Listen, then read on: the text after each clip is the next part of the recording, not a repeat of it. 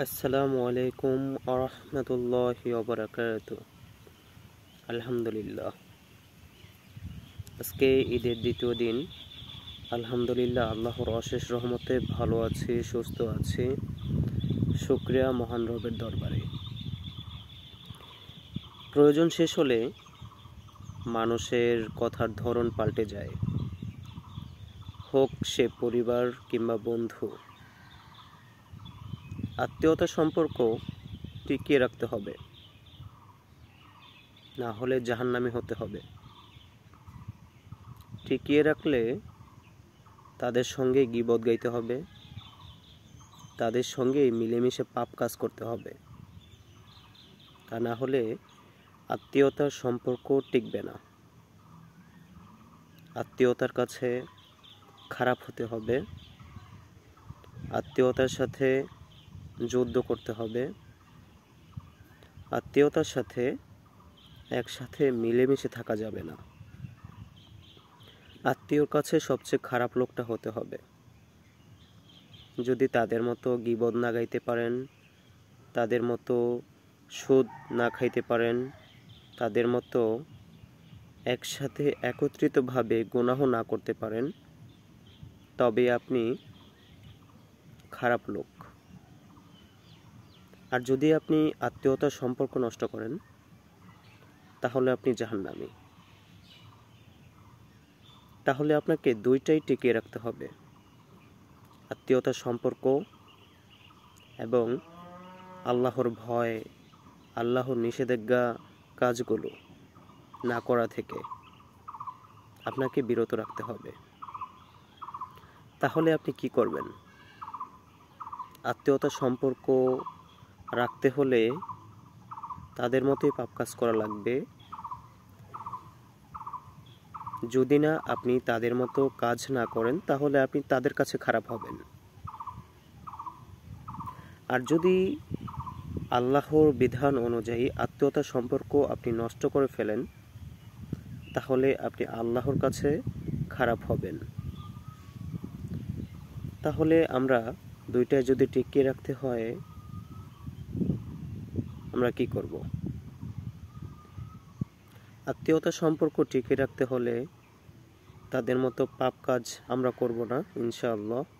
বোঝানোর চেষ্টা করা লাগবে অবশ্যই।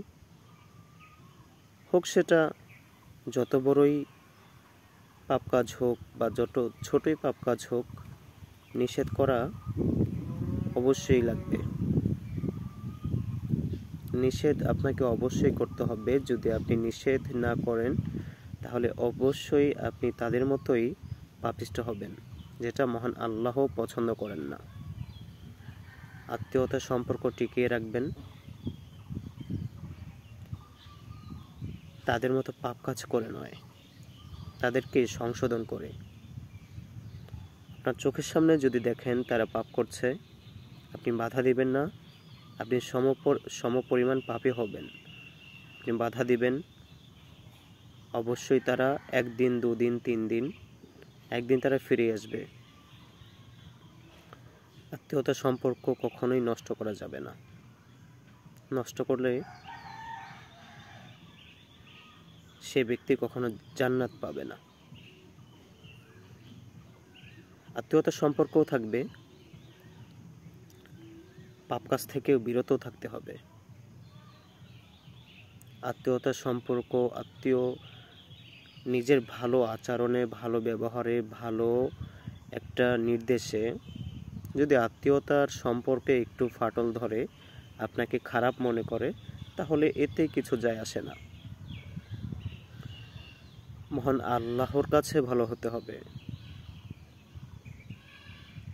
আপনি আত্মীয়তার সম্পর্ক টিকিয়ে রাখার জন্য যদি তাদের মতোই পাপ কাজ প্রতিনিয়ত করে যান, তাহলে তো আপনি আল্লাহর কাছে সবচেয়ে বড় খারাপ হয়ে গেলাম।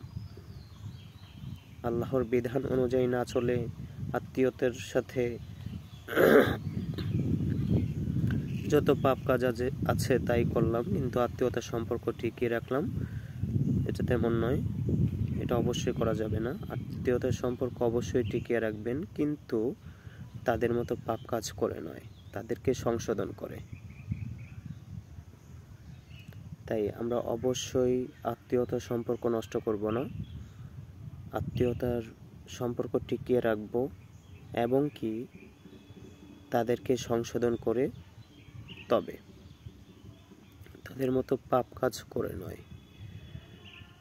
মহান আল্লাহ আমাদের সবাইকেই সঠিক বোঝার তৌফিক দান করুন এবং সঠিক পথ প্রদর্শন করার তৌফিক দান করুন।